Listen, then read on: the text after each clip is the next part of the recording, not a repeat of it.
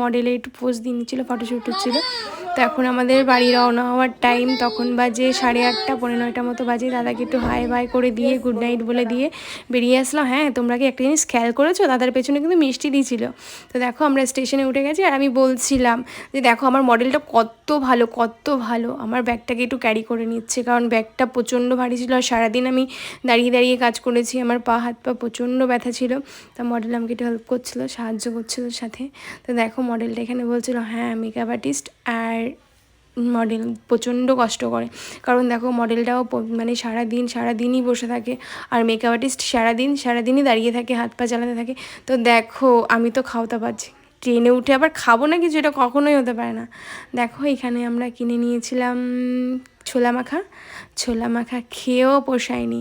আর হ্যাঁ, আমি কিন্তু এর আগে একটা ভিডিওতে বলেছি যে আমি প্রচণ্ড জল ক্যারি করতে পারি না, মানে আমি খুব কষ্ট হয় জল ক্যারি করতে। তো আমি তো জল খাইনি, এত পরিমাণে জল বসে পেয়েছিল ওই মাখাটা খেয়ে। তারপরে এখন আবার দেখো আমি এতটা পরিমাণে খেতে ভালোবাসি, প্রচণ্ড ভালোবাসি, আমরা এতটাই ঘুরেছি জল আনতে ভুলে গেছি, পরে একটু বেশি ভালো লাগে, কারণ সত্যি আমি খেতে ভালোবাসি।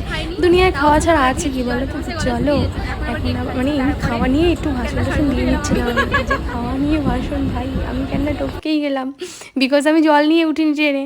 তো দেখো এখান দিয়ে বাইরের মনোরম দৃশ্য দেখতে দেখতে আমি পৌঁছে গেলাম চাকদাতে। আর চাকদা মানে স্টেশন থেকে নেবেই, তো ট্রেন থেকে নেবেই ওভারব্রিজ থেকে যখন পার হচ্ছিলাম, ওয়াও ফিলিংসটা যা হচ্ছিলো না, পুরো উড়ু বিকজ বৃষ্টি হচ্ছিলো এই জন্য।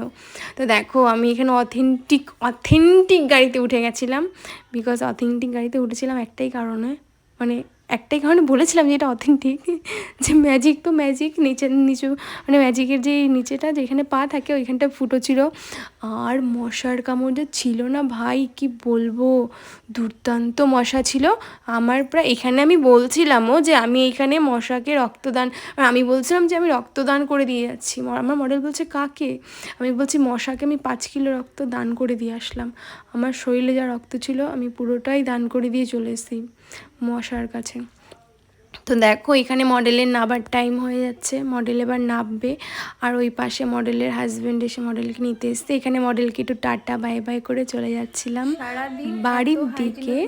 তো হ্যাঁ, আমি একটা জিনিস বলতে চাই, দেখো আমরা যতই প্রফেশনাল মডেল হই না কেন, মেকআপ আর্টিস্ট হই না কেন, আমাদের কিন্তু প্রত্যেকটা ক্লায়েন্টের কাছে গিয়ে আমাদের হাইজিনিক মেনটেন করতে হয়। কিন্তু এই একটা জায়গায় এসে না আমার হাইজিনিকটা মেনটেন হতে চায় না, কারণ কি জানো, সারাদিন যখন আমাকে দেখে না বাড়ি ফেরার পর, ঠিক এটাই হয় আমার সাথে যেটা হচ্ছে এখন। তো দেখো সারাদিন শেষে আমার এই খাবার দাবার